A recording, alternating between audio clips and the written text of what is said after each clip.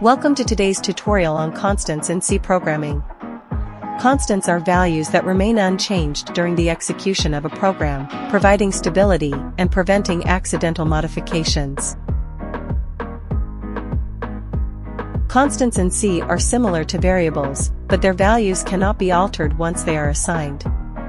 They are immutable, fixed values that hold specific data and are defined using the const keyword.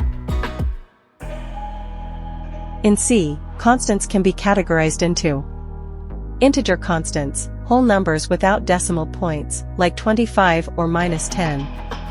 Floating point constants, numbers with decimal points, such as 3.14 or -0.005. Character constants, represented by characters enclosed in single quotes, like a or at. String constants, sequences of characters enclosed in double quotes, like hello or C programming. Constants in C are typically defined using the const keyword, followed by the data type and the constant name. For example, constant max_value equals 100, defining an integer constant named max_value. Const float pi equals 3.14, defining a floating point constant named pi. Const char letter equals a, defining a character constant named letter.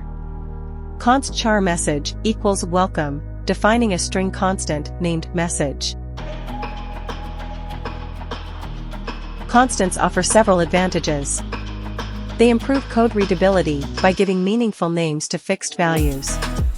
They facilitate code maintenance and reduce errors by preventing accidental changes.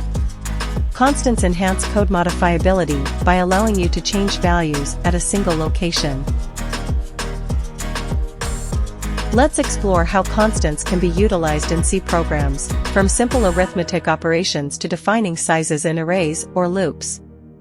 Constant length equals 10, constant width equal 5, int area equals length * width.